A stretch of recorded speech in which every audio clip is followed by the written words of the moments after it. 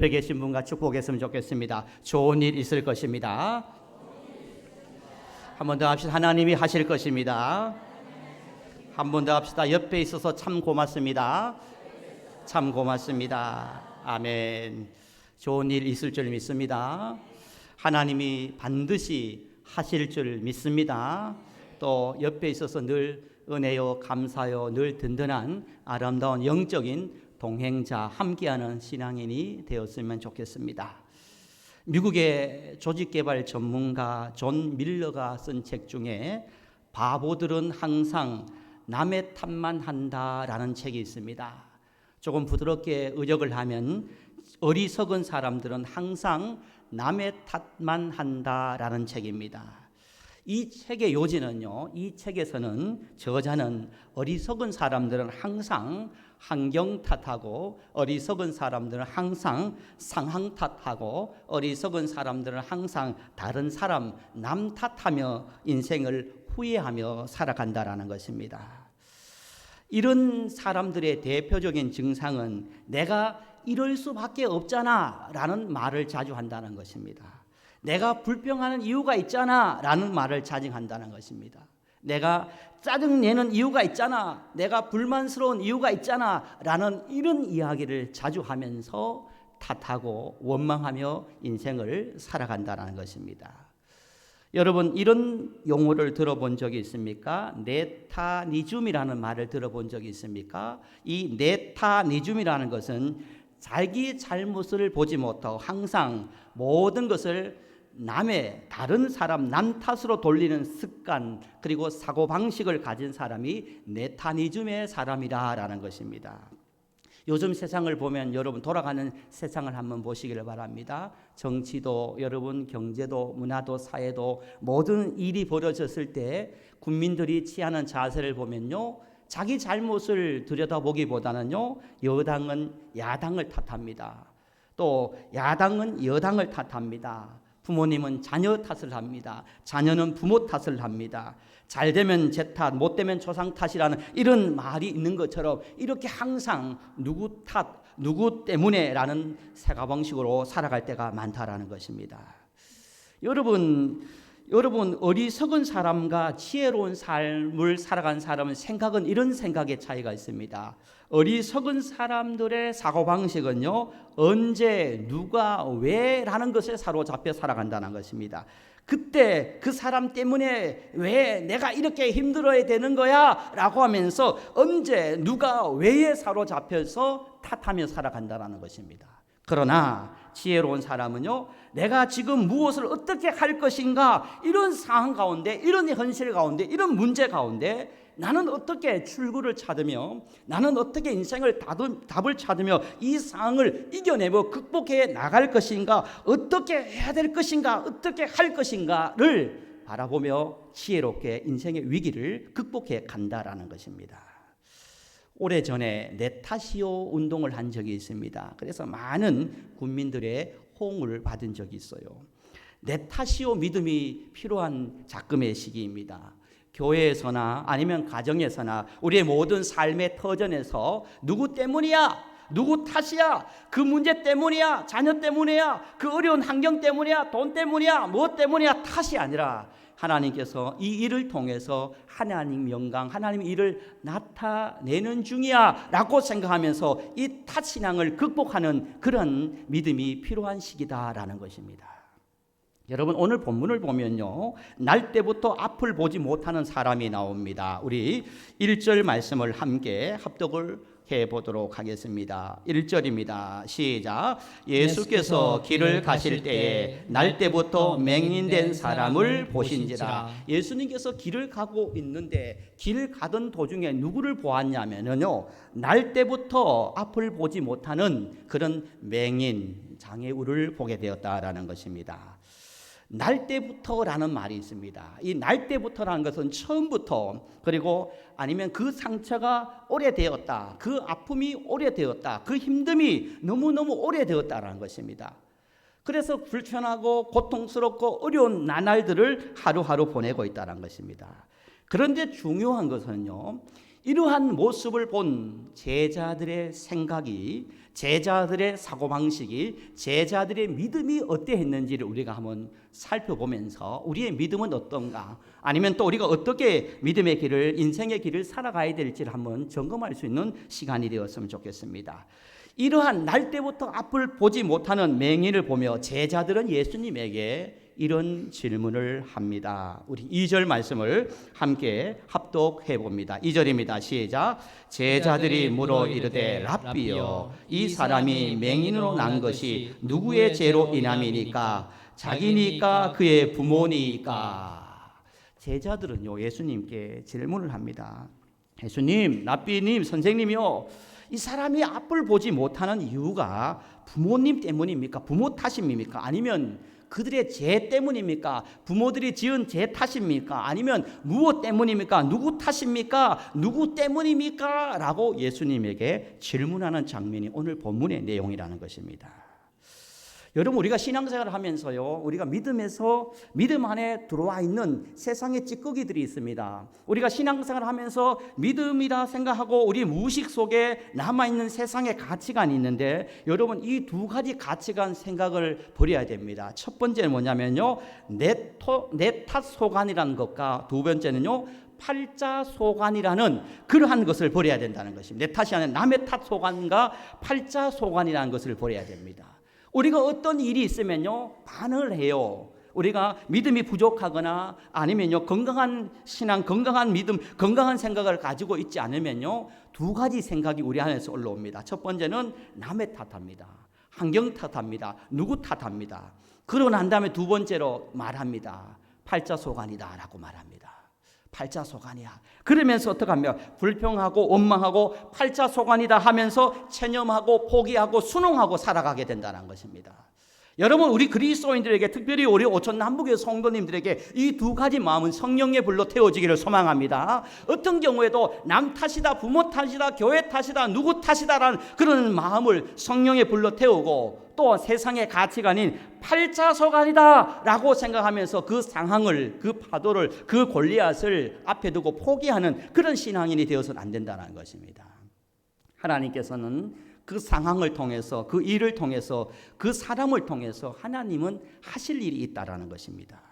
누구의 죄 때문인가? 이런 질문에 예수님의 답은 어땠습니까? 예수님은 이렇게 살아야 된다. 하나님을 믿고 하나님의 자녀들은 이런 생각으로 살아야 된다. 이렇게 살아내어야 된다라고 말씀합니다. 어떻게 살아야 한다고 말씀합니까? 우리 3절인데요. 함께 합독해 보시면 좋겠습니다. 3절입니다. 시작. 예수께서 대답하시되 이 사람이나 그의 부모의 죄로 인한 것이 아니라 그에게서 하나님이 하시는 일을 나타내고자 하십니다. 할렐루야. 아멘. 여러분, 문제가 있고 어려움이 있고 어떤 위기 앞에, 어려운 앞에요, 팔자소관이다, 누구 때문이다, 사람을 탓하는 것이 아니라 우리에게요, 어떤 신앙, 어떤 믿음, 어떤 사고방식, 가치관이 있어야 되느냐.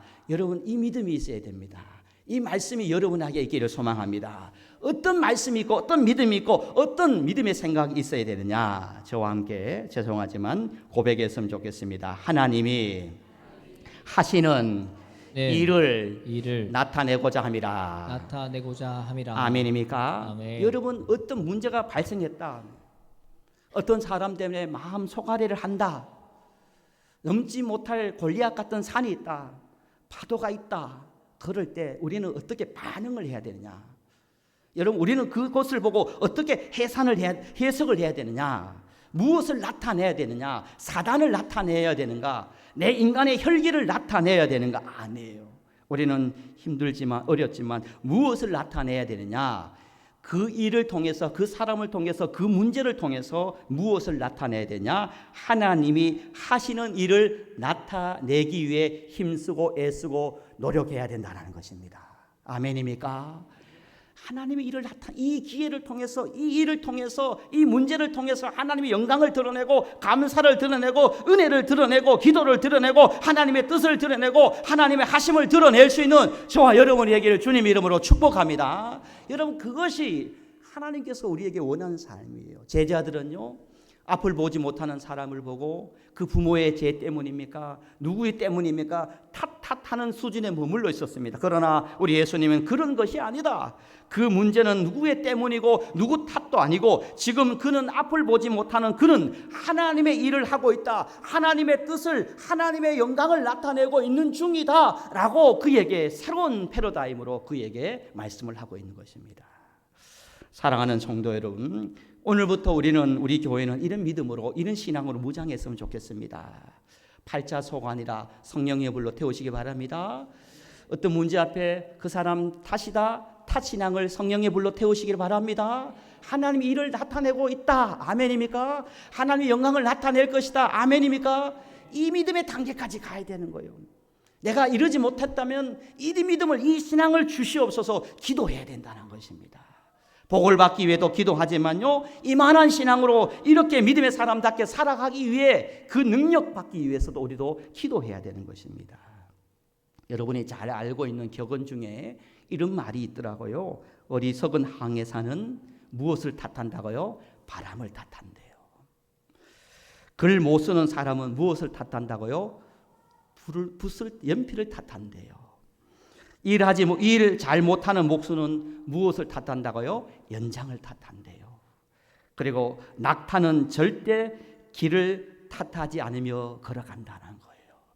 그 사막, 비바람, 여러분 그 추위, 그 더위, 그 갈증, 그 상황 가운데서 낙타는요 절대 자기가 가는 길을 탓하지 않고 묵묵히 걸어간다는 것입니다. 사랑하는 성도 여러분, 오늘 우리에게 이런 영적인 힘 그리고 신앙의 눈이 필요하다는 것입니다. 상황은 어떤 눈으로 보느냐, 어떤 시각으로 해석하느냐에 따라서 여러분 그것이 내게 불행이 되기도 하지만 그것이 오히려 내게 행복이 될 수가 있다는 것입니다. 그 힘은 어디에서 출발되느냐? 내가 탓으로, 소관으로, 팔자소관으로 체념해버리냐? 아니면 하나님의 영광을, 하나님의 일을 나타내고자 합니다. 이 말씀을 붙들고 살아가는 자에게 하나님께서는 그 화가 복이 되는, 슬픔이 기쁨이 되는 그런 하나님의 축복이, 하나님의 은혜가 있을 줄 믿습니다. 여러분, 이 믿음으로 우리가 살아야 합니다. 예전에요, 우리가 일제시대의 영향으로요, 교도소를 우리가 한때는 이렇게 불렀어요. 형무소라고 불렀어요. 형무소. 지금은 형무소로 잘하지 않고 교도소라고 합니다. 영국의 19세기 영국의 복음의 열풍을 이뤘던 엘리자베스 프라이라는 여성이 있었습니다. 그 시대에도 그런 형무소가 있었겠죠. 그러면서 이 프라이라는 여성이 어떤 운동을 했냐면 형무소를 교도소로 바꾸는 운동을 했다는 것입니다.